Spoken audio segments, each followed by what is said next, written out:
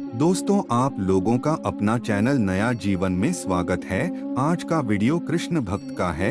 अगर भक्त का प्रेम सच्चा हो तो भगवान उसके लिए नंगे पांव दौड़े आते हैं। वही बात जब कन्हैया की हो तो कहने की क्या। अपने भक्तों के लिए वह न जाने कितने रूप धरते हैं और कितनी ही अनगिनत लीलाएं कर चुके हैं, जिनका प्रमाण हमारे धार्मिक ग्रंथों में मिलता है। ऐसी ही एक रोचक कथा है जब कन्हैया ने अपने भक्त के लिए एक अनोखा काम किया। तो आइए जानते हैं इस बारे में विस्तार से। ऐसी है कन्हैया की यह कथा। पौराणिक कथा के अनुसार एक बार की बात है, किसी नगर में एक राजा ने एक मंदिर बनवाया जिसमें श्री कृष्ण की एक मूर्ति भी रखवाई, लेकिन उसकी कभी पूजा नहीं की। पूजा करने के लिए मंदिर में एक पुजारी को रखा गया। पुजारी नियमित कन्हैया जी को नहलाता और बड़ी ही श्रद्धा भाव से उनकी पूजा अर्चना करता। राजा भी रोज कान्हा जी के लिए एक फूलों की माला भेज देता था और जब वह दर्शन करने आता तो पुजारी उस माला को उतारकर राजा को पहना देता। ऐसा करते करते पुजारी की भी उम्र बीत चुकी थी। एक दिन किसी वजह से राजा नहीं आ सका तो उसने एक सेवक के हाथ मंदिर में माला पहुंचा दी और कहलवाया दिया कि आज वह मंदिर नहीं आएगा, इसलिए पुजारी उसका इंतजार ना करें। इतना कहकर सेवक चला गया। पुजारी ने हमेशा की तरह कन्हैया जी को माला पहना दी, लेकिन जब शाम हुई तो पुजारी यह सोचने लगा, माला उतारकर किसे पहनाई जाए। उसने सोचा, क्यों न ये माला आज मैं ही पहन लूं। वैसे भी मेरी उम्र हो चली है, जीवन का क्या पता कब खत्म हो जाए। इतना सोचकर पुजारी ने माला उतारकर अपने गले में डाल ली, लेकिन इतने में ही सेवक आ गया और उसने बताया कि राजा की सवारी मंदिर में पहुंचने वाली है।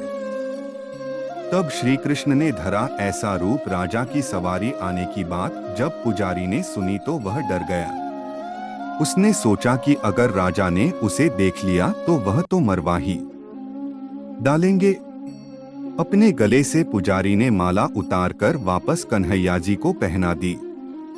जैसे ही राजा अंदर आया तो हमेशा की ही तरह पुजारी ने माला कान्हा जी के गले से उतारकर राजा को पहना दी, लेकिन माला पर लगा सफेद बाल देखकर राजा समझ गए कि पुजारी ने यह माला स्वयं ही पहनी थी। बस फिर क्या था, राजा क्रोधित हो उठे और उन्होंने गुस्से में पुजारी से पूछा कि माला पर सफेद बाल कहां से आया। तब राजा की बात सुनकर पुजारी डर गया और बोल पड़ा, ये तो कन्हैया जी का है।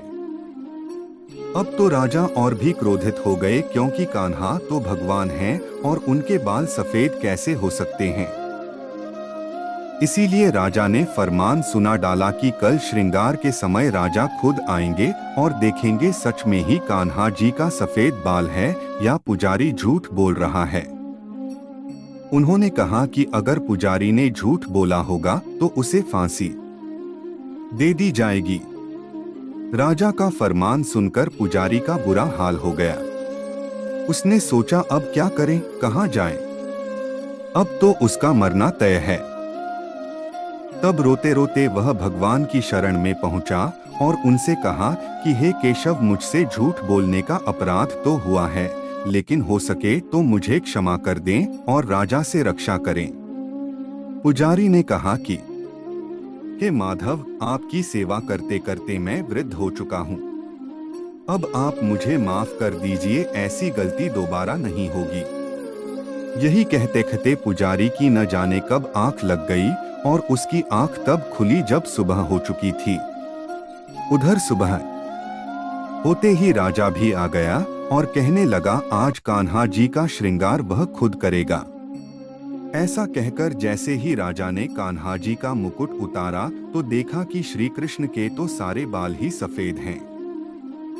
लेकिन राजा को फिर भी यकीन नहीं हुआ। उसे लगा कि फांसी के डर से पुजारी ने ही बालों को रंग दिया होगा। तब राजा ने सोचा कि क्यों न कन्हैया जी का एक बाल तोड़कर देखा जाए। इसके बाद राजा ने कान्हा जी का एक बाल तोड़ लिया, लेकिन जैसे ही बाल टूटा कन्हैया के सिर से खून की धारा बहने लगी। यह देखकर राजा भगवान के चरणों में गिरकर माफी मांगने लगा।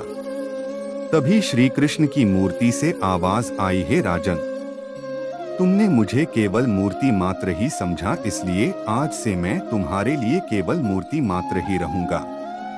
लेकिन पुजारी ने सच्चे मन और पूरी श्रद्धा से मेरी भक्ति की है, इसलिए उसकी अनन्य भक्ति को देखकर मुझे अपने बाल सफेद करने पड़े। कन्हैया जी ने कहा कि भक्ति में कभी भी संशय नहीं होना चाहिए और सच्चे भक्त की लाज तो मैं कभी जाने ही नहीं देता। ऐसे ही पौराणिक कथा सुनाने के लिए चैनल को लाइक और सब्सक्राइब करें।